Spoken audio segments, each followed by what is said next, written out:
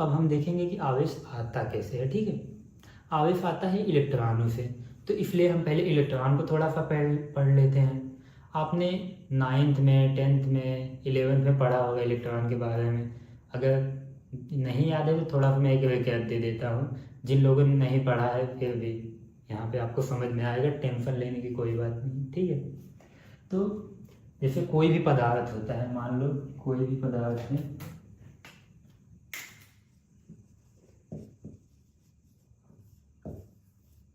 कोई भी पदार्थ किससे मिलकर बना होता है? अणुओं से, यानी मॉलिक्यूल से। और कोई भी अणु किससे मिलकर बना होता है? परमाणु से। परमाणु क्या बोलते हैं इंग्लिश में? एटम। ठीक है, अब परमाणु के अंदर जब हम इसकी संरचना देखते हैं, इसके अंदर क्या क्या होता है? इलेक्ट्रॉन होता है,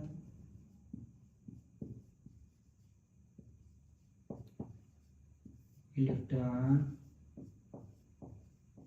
प्रोटॉन, और क्या होता है? न्यूट्रॉन।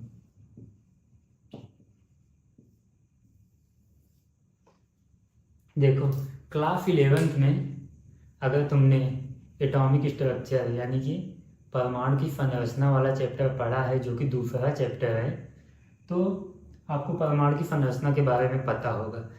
अगर आप भूल गए हैं तो हम एक छोटा सा रिकैप ले लेते हैं। ठीक, देख लेते हैं कि परमाणु की संरचना होती कैसे है। देखो मान लो ये हमारा हो गया नाभिक। नाभिक के चारों ओर से कक्षाएं होती हैं, आपने 9th में भी पढ़ा होगा। नाभिक के अंदर क्या क्या होता है? हमारा न्यूट्रॉन और प्रोटॉन। और ये नाभिक के चारों ओर जो कक्षाएं हैं, इसमें क्या होते हैं? इलेक्ट्रॉन। ऐसे मान लो इलेक्ट्रॉन घूमते रहेंगे।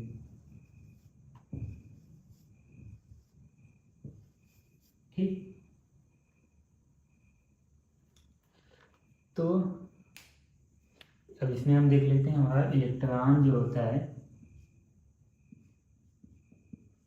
वो ऋण आवेशित होता है, और प्रोटॉन जो होता है वो धन आवेशित होता है। न्यूट्रॉन जो होता है वो उदासीन होता है।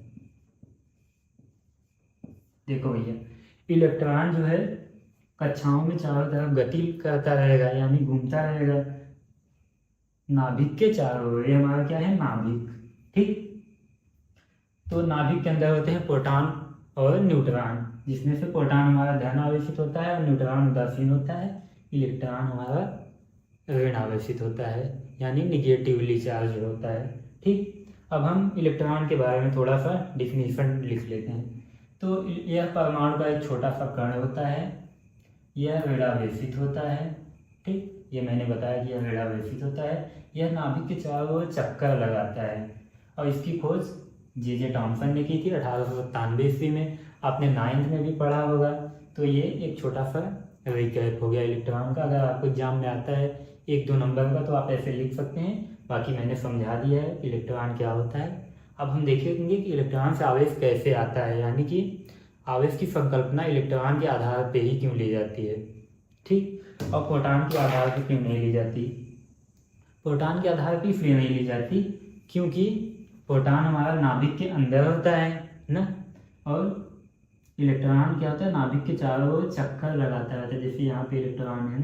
तो जब भी कोई रिएक्शन होती है या कोई भी चीज़ आपस में रगड़ते हैं तो इनके बीच इलेक्ट्रॉनों का स्थानांतरण होता है, यानी इलेक्ट्रॉनों का स्थानांतरण होता है, प्रोटॉन अंदर होते हैं तो प्रोटॉन का स्थानांतरण नहीं हो पाता, क्योंकि वो नाभिकीय बल से जुड़े हुए होते हैं नाभिक के अंदर, और इलेक्ट्रॉन तो बाहर है। इसलिए हम प्रोटॉन के आधार पर आवेश की संकल्पना नहीं लेते, बल्कि इलेक्ट्रॉन के आधार पर लेते हैं।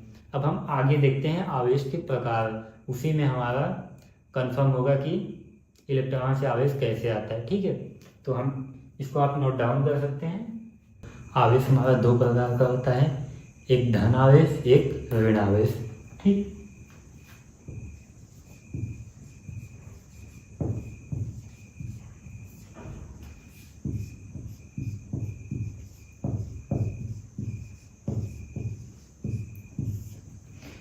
अभी हम बेसिक से चल रहे हैं ताकि चीज़ें आपको समझ में आती जाएं, ताकि जब चैप्टर आगे बढ़े तो आपको दिक्कत ना हो। ठीक है, अभी जैसे बोर्ड एग्ज़ाम भी पास में आने वाला है, तो अगर आप स्टार्ट कर रहे हैं, स्टार्टिंग से ही आपको नहीं समझ में आएगा तो दिक्कत होगा ना। इसलिए हम अभी बेसिक एकदम इजी वे में चल रहे हैं। जैसे ही आपको बेसिक क्लियर हो जाएगा तब आप थोड़ा तेज़ी के साथ पढ़ सकते हैं। ठीक है, तो हम देखते हैं यहाँ पे आवेश के प्रकार, 2 प्रकार होते हैं, धन आवेश, ऋण आवेश। धन आवेश कब होता है? जब इलेक्ट्रॉन की कमी होती है, जब इलेक्ट्रॉन की कमी या इलेक्ट्रॉन त्याग देता है। भैया ये क्या बोल दिए इलेक्ट्रॉन की कमी, इसको हम एग्जाम्पल से देखते हैं ना, तब समझ में आएगा। ठीक, इलेक्ट्रॉन की कमी कैसे होगी? मान लो हमने एक एलिमेंट ले लिया सोडियम Na, ठीक, इसका एटॉमिक नंबर कितना होता है? 11, यानी परमाणु क्रमांक इतना तो आपको आता ही होगा, 20 तक तो लगभग याद करके ही रखिए ना। ठीक, अब इसका हम इलेक्ट्रॉनिक विन्यास देख लेते हैं। इलेक्ट्रॉनिक विन्यास हम कैसे करते थे? 2, 8, 1 ना, इसका ऐसे हो गया इलेक्ट्रॉनिक विन्यास। इसके बाह्यतम कोश में कितने इलेक्ट्रॉन हैं? 1, बाह्यतम कोश में 1 है तो 1 ही इलेक्ट्रॉन है ना। अब इसको हम थोड़ा सा देखते हैं, रिएक्शन Na है, जब ये ऐसे हो जाएगा Na प्लस 1 इलेक्ट्रॉन निकाल दिया। ठीक, भैया 1 इलेक्ट्रॉन निकाला क्यों? ये ऐसे था तो अपने आप तो निकालेगा नहीं। देखो हमने पढ़ा था ऑक्टेट रूल, यानी अष्टक का नियम। अष्टक का नियम क्या कहता है कि कोई भी एलिमेंट अपने बाह्यतम कोश में 8 इलेक्ट्रॉन रखना चाहता है। क्यों? क्योंकि अगर 8 इलेक्ट्रॉन रहेगा तो वो अस्थायी हो जाएगा। ठीक, अपना अष्टक पूरा करना चाहता है। तो यहाँ पे जब 8 इलेक्ट्रॉन इसको चाहिए तो ये क्या करेगा? 1 इलेक्ट्रॉन की कमी कर देगा या त्याग देगा। तो इसने यहाँ पे 1 इलेक्ट्रॉन त्याग दिया, तो इस पर देखो प्लस चार्ज आ गया ना। देखो यहाँ पे प्लस चार्ज आया है ना, तो ऐसे आता है धन आवेश ना। अब हम देखेंगे ऋण आवेश कैसे आता है। ये क्लियर है? अगर आपको जहाँ भी डाउट आए आप कमेंट में लिखिएगा, मैं आपके डाउट्स का जवाब दूंगा पर्सनली। ठीक, अब हम देखेंगे ऋण आवेश कैसे आता है। ऋण आवेश में क्या होता है भैया? ऋण आवेश में होता है इलेक्ट्रॉन की अधिकता।